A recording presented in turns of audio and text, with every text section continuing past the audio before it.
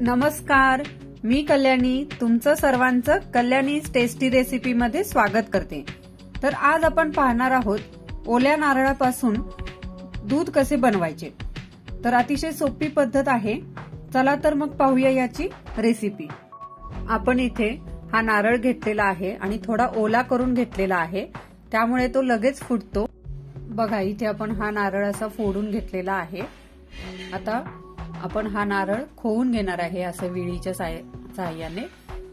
जर खोवता येत नसेल तर तुम्ही तुकडे करून मिक्सर मधून बारीक केलं तरी चालेल। बघा अशा पद्धतीने खोवून घेतलेला आहे।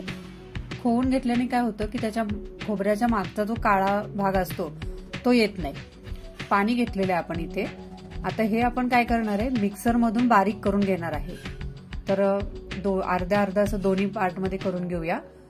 बघा पाणी घालून आपण असं हे बारीक वाटून घेतलेलं आहे। अजून थोडं पाणी यूज करूया। हे पिण्याचं पाणी घेतलेलं आहे, कारण आपण यापासून जसं पांढरा रस्सा बनवला होता आपण याआधी, त्यासाठी सुद्धा हेच दूध आपण घेतलं होतं आणि सोलकढीसाठी सुद्धा आपण हे यूज करणार आहे। याचे बरेच फायदे आहेत, ते आपण बघणारच आहोत। आता आपण हा रुमाल घेतला आणि त्यामध्ये हे ओतलेलं आहे मिश्रण आणि बघा अशा पद्धतीने हे असं पूर्ण गाळून घ्यायचं आहे।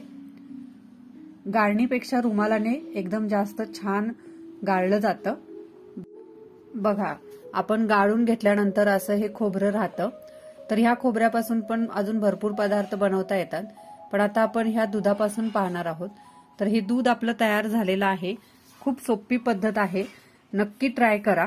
हे दूध तुम्ही फ्रीजरमध्ये 2 दिवस ठेवू शकता, पण शक्यतो ज्यावेळी पाहिजे त्यावेळी फ्रेश बनवलेले जर असेल तर ते कधीही चांगले।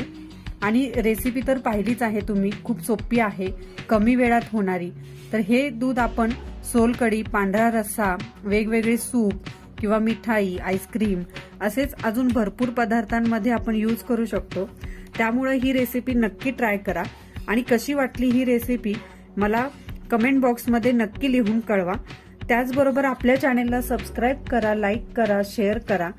चला तर मग पुन्हा भेटू अशाच एका नवीन रेसिपी सोबत। खात रहा, स्वस्त रहा। थँक्यू।